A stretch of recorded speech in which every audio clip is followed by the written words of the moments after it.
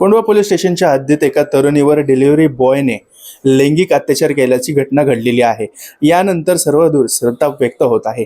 याबद्दल अधिक माहिती काय आहे, पोलीस उपायुक्त रंजन कुमार शिंदे आपल्यासोबत सांगत आहेत। नेमका काय प्रकार घडला होता, सोबत तिच्यावर बसून जनक दिसते। मात्र याबद्दल काय तपास केलेला आहे? कोंढवा पोलीस स्टेशन दाखल करण्यात आली आहे।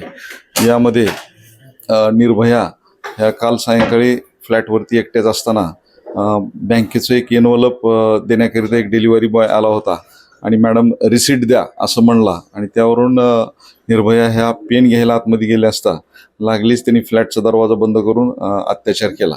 त्या अनुषंगाने आमचा तपास चालू आहे। यामध्ये आमची जवळपास 8 पथकं काम करत आहेत।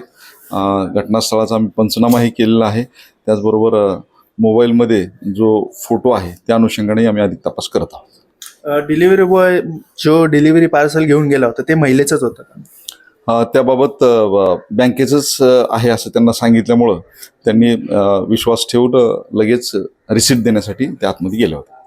डिलिव्हरी बॉय आयडेंटिफाय झालाय का, त्याचा शोध सुरू आहे? त्या अनुषंगाने आम्हाला सोसायटीचे CCTV फुटेज वगैरे मिळालेले आहेत। त्या ठिकाणचा टेक्निकल डाटाही मिळालेला आहे। पोलिसांचा त्या अनुषंगाने तपास चालू आहे। लवकरच आम्ही आरोपीपर्यंत पोहोचू। ज्या तरुणीवरती लैंगिक अत्याचार झाला त्याची परिस्थिती काय? त्या स्टेबल आहेत। त्यांची वैद्यकीय तपासणी चालू आहे। त्या इथंच एका खाजगी कंपनीमध्ये नोकरी करत होत्या। किती पोलीस आता तैनात केलेले आहेत त्या डिलिव्हरी बॉयच्या? यामध्ये गुन्हे शाखेची काही स्वतंत्र पथकं आहेत आणि परिमंडळाची जवळपास 5 पथके यावरती काम करत आहेत। किती वेळात ह्याला आरोपीला पकडण्यात येईल? लवकरच आम्ही आरोपीला पकडण्यामध्ये यशस्वी होऊ। काय मोडस दिसत होता त्याच्यापूर्वी काय असं? तर आपण पाहू शकतो जर ह्या सगळ्या प्रकरणावरती पोलीस उपायुक्त रंजन कुमार शिंदे यांनी आपल्याला माहिती दिलेली आहे।